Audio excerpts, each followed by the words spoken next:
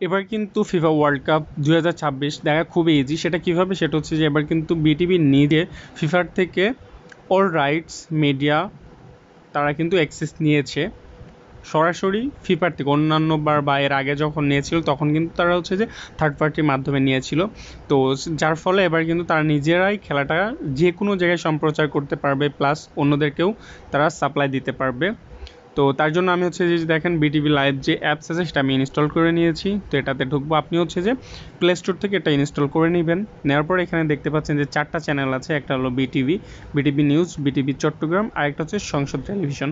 তো বিটিভি যে এইচডি যেটা আছে দেখতে পাচ্ছেন, সর্বপ্রথম এটাতেই হচ্ছে যে এবারের বিশ্বকাপ খেলা দেখানো হবে সম্পূর্ণ ফ্রিতে। আপনার কোনো এক্সট্রা খরচ নাই, বা অন্যান্য বার টি স্পোর্ট বা হচ্ছে যে আপনার অন্যান্য থার্ড পার্টির মাধ্যমে বা যেগুলো হচ্ছে যে আপনার প্রাইভেট চ্যানেল আছে তাদের মাধ্যমে কিন্তু খেলা দেখা হতো, বা হচ্ছে যে সেখান থেকে সবাই সার্ভিস কিনতো, সাবস্ক্রিপশন নিত, নিয়ে কিন্তু তারপরে খেলা দেখতে হতো।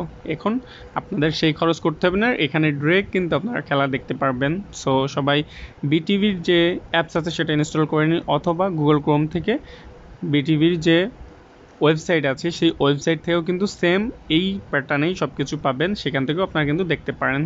সো আশা করি সবার কাছে ভিডিওটা ভালো লেগেছে। ধন্যবাদ সবাইকে।